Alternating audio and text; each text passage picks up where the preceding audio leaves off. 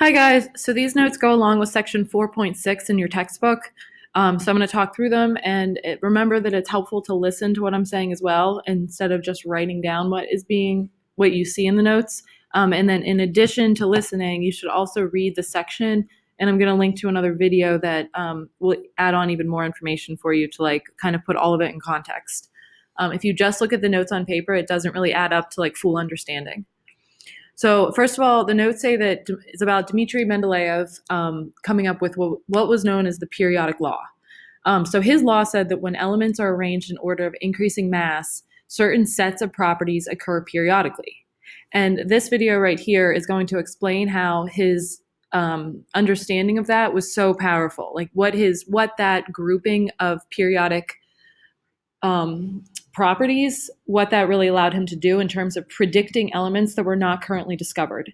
And then the book also discusses that as well. So please read that section of the book. However, there was more understanding, more elements were discovered. And the modern periodic table is not ordered only in terms of increasing mass. The very first focus of the order is on increasing atomic number. So if you look at the periodic table, it goes from 1 to 2, 3, 4, 5, 6, 7, 8, 9, 10, all the way up to 118. These elements right here, when you get here, 56, you swoop down, you go to 57, all the way to 71, and then back up to 72. And then for this row, you are at 88, swoop down here to 89, come across to 103, back up to 104. So the real periodic table would be like really, really, really long if you had those two rows inserted in here. So it's typically just they're taken out and they're put at the bottom.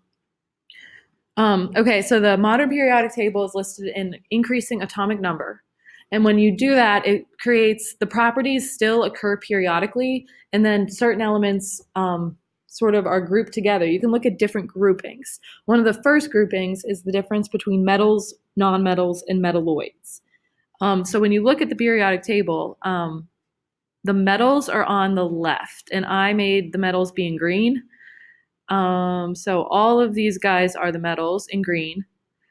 Non-metals are all the ones in purple. And then metalloids are down this staircase. And I'm going off of the book's identification of which ones are metalloids. So if you have like the one square pink here, another one here diagonal, and then you do two, two, and then two. This is a mistake. This should be pink. So these two would be pink. This element right here, this is hydrogen, and that is a non-metal. So color it the same color that you color the non-metals. And then when you look at the metals, if you compare it to the actual periodic table, you'll see that there's some elements that you would not have expected to be metals. So there's some that you would, like iron, yeah, you'd expect it to be a metal. Nickel, metal, copper, silver, gold. All of those are like sound like metals from what you know. But then calcium, sodium, lithium, you might not have really thought of those as being metals, but they actually are. So sometimes people can confuse themselves by thinking, well, calcium's not a metal, and then say that these are the nonmetals, but really everything over here is a metal. And on the PT table or ptable.com, if you hover over this category right here where it says metals, it'll color. It only keeps the metals in their color, and then all the other elements are gray. So you can see that grouping. It's all the ones on the left. And then the nonmetals are over here. They're all the ones on the right, in addition to hydrogen. And then the metalloids are this staircase. So you have boron down to astatine. Now, with the metalloids, ptable.com doesn't include polonium, and our textbook includes polonium as being a metalloid. It doesn't matter. I'm not going to test you on polonium. We'll just leave that one out because it's like debatable. Okay, so make sure you have those groupings. So like I said, the first category of information you need is metals, nonmetals, and metalloids. So you might have a question on the test that is like, say if nitrogen is a metal, metalloid, or nonmetal, and you have to check off which one it is. And you'll have a periodic table. So you don't have to memorize the periodic table. Okay, so breaking those three things down further and describing them further, we have metals, nonmetals, and metalloids. So you can read about these properties in the book, but you can also just pause this video and write all these down. I don't need to say all of them, except I will point out that malleable means that it can be like pounded into sheets. So it's like if you can picture a piece of metal being like pounded into a sheet, that means it's malleable. And then ductile is that it can be like pulled into wires, like thin strands. And so if you picture like copper wires, that is copper is ductile. So you need to know that metals tend to lose electrons and then nonmetals tend to gain electrons, which is going to make them very good partners later in a future chapter. And then metalloids have like mixed properties between metals and nonmetals. So go ahead and write all those down, and then you can do, whoops, I'm going to hide the key there. You can do the practice problems that are down below here on identifying if something is a nonmetal, metal, or metalloid, and then check your answer right here. So I have all those written for you. And then another way to group elements is just simply by calling like the peaks, the ones on the outside, the main groups, and then the ones on the inside on like the bottom slope part, the transition elements. So these are transition, and then these are main group out here on the outsides. And the main group elements just tend to be more predictable.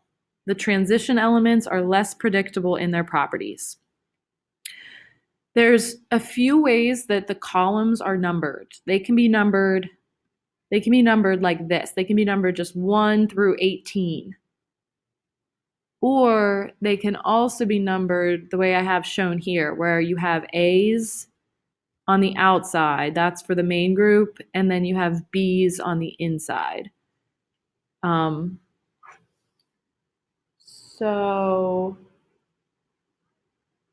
yeah, I personally prefer the 1 through 18. We'll probably use that. And we don't even really actually use the numbers too much, so I wouldn't dwell on that. But you do need to know main group versus transition. Okay, so the reason we don't use the numbers and the letters too much is because we actually give the groups and the families or the columns a name. So on the periodic table, if you're talking about a vertical column, the whole column, that's called a group or a family. If you're talking about a horizontal row, like this, all the way across, all the way, that's called, it's a row, and it's called a period. So the families, as it implies, because it's like the word family, they have similar properties, just like a family of people has, similar genetic properties. So you can remember it that way. Like the families have similar properties. The periods or rows, that's not where you get similarity with properties. You get similarity going up and down in a family. The families that you need to know, there's going to be 4 of them. You have to know the noble gases, the alkali metals, the alkaline earth metals, and the halogens. And their placement on the periodic table is given to you right here. So the alkali metals are all the ones in the very first column. And here on ptable.com, if you hover over the alkali metals, you can see that they're all the first column. And actually, I think on my notes there, it looks like hydrogen is the same color. I guess I was just being sloppy. It should really be lithium down. Those are the alkali metals. So lithium down are alkali metals. Alkaline earth are beryllium down to radium. Let's see, which one else do you need to know? The halogens. Do they don't? They don't have that on here. Well, they have the noble gases. The noble gases are the very last column, helium down to radon. They're not reactive. And then the halogens are the column right next to the noble gases. So the halogens are fluorine down to astatine. The bottom 2 rows are called the lanthanides and actinides. Here, lanthanoids and actinoids. Okay, so that's it for section 4.6. So again, I recommend that in addition to these notes, you also read the section in the textbook. There's practice problems embedded, so you can see what kind of things will be asked. You can watch this video here on the genius of Mendeleev's periodic table to add a little bit more information for yourself about how the periodic table is so powerful. And that's it for section 4.6. Thank you.